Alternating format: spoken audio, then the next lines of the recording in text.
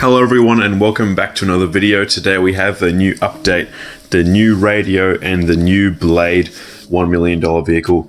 We have a lot to get through in this video, but it is going to take me a fair bit of time, so make sure you watch the entire video and stay tuned so you can hear all the information you need to know about this update. So I thought I might kick off this video by demonstrating the new radio. It's been completely revamped. You've got a list down the side of preset songs and then 3 songs from the actual game itself on screen, and then you can also list down songs that you want to play in a queue and it will cycle through them.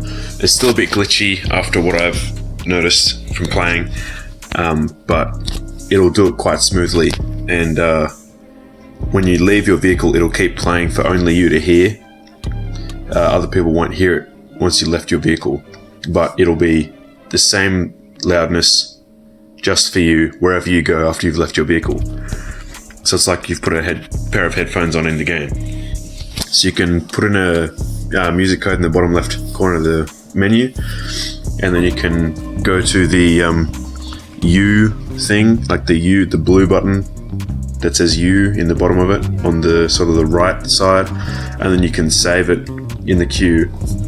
This is just an SCP audio thing just to test out the bass and the volume that I'm putting in right now.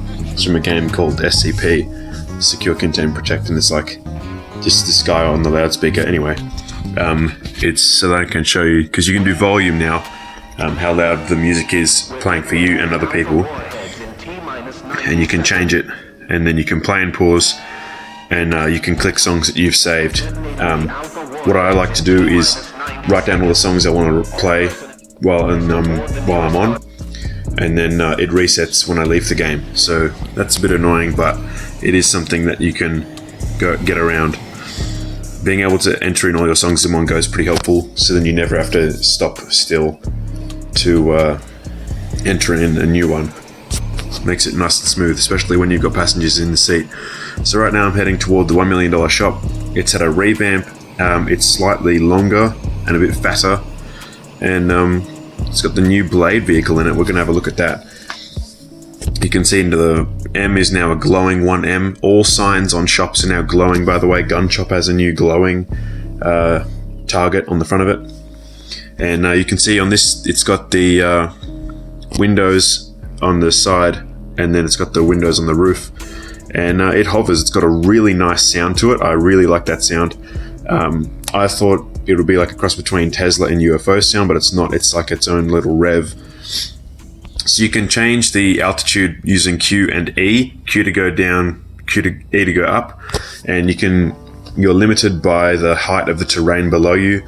For water areas, it is based off the grass that's underneath the water, not based off the surface of the water. So see that I'm up here, I can go a certain height, but as soon as the terrain falls away below me, it'll forcefully pull me back down. But it has a slow decrease and increase as the terrain changes, so then it doesn't pull you down too quick and then you crash into things. It crashes similar ways to the helicopters in that it'll tilt forward or tilt down because of that. So this thing, according to my speed test, when I do a speed test, I go from the no-through road of the main highway on the Crim base end, where the tape across the no-through road, to the other end of the thick highway, which is near Golden Gate Bridge with the tape across it, near where the waterfall is. And it took 39 seconds, which is a really good time to go from one end to the other. So it's quite fast. It's comparable to, you can't change the engine level on this, by the way, but it's comparable to a Lamborghini with engine level 5 at top speed, which is really good. It looks really nice with all these different colors on it. Pretty similar to a normal car, and it has a smoke. It has sort of a smoke exhaust, and when you're not using the car, it also has a bit of an eerie smoke that comes off it, sort of at the bottom of the car.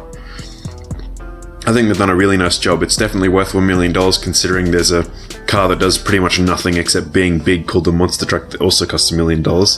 This thing is certainly worth it. To be honest, I was more excited for the radio update, but I think this is also really exciting. I love how low to the ground you sit as well, and that there's no wheels. Also, when you bump into things, it does that sort of thing, and the 2 prongs at the front work as a fork rather than as one block. and you don't run into bumps and flip around as well when you're driving along the road, which is great about this vehicle. Also in the game, they've added tinting. You go to the window tint section, and then you can pick different percentages. So 80% means it's 80% visibility, and the lower percent you go like to 20%, it means you can only see 20% through the window, not 20% tint. It's sort of reversed. It's kind of annoying, but anyway, it's pretty good. It means that you can see a lot better when you're first person driving, but sadly you can't do first person driving in this vehicle. That circle on the front of the circle on the front, that tube is actually used as a headlight. Sadly I can't demonstrate this because I actually had to redo this video because someone in my comment section thankfully told me this, and then I went and tested it and whatever. But anyway, you can press L while driving it and it will replace your headlights with a torch that you can control with your mouse, and it will wiggle around and you can use it to like shed light on people. It's really cool. When you're a cop, it makes people feel more like they're being chased by helicopters.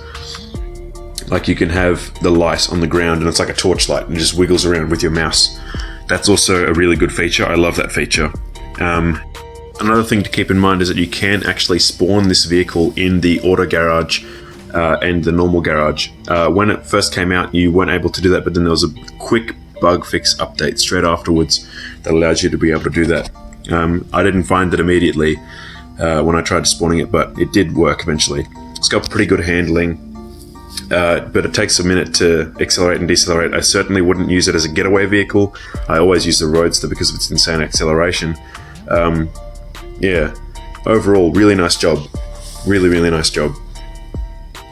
So it's probably going to be pretty nice that you can spawn it in auto garage, because that's what I do a lot of the time. As soon as I leave the prison, I just auto garage out of there, rather than going to the Camaro.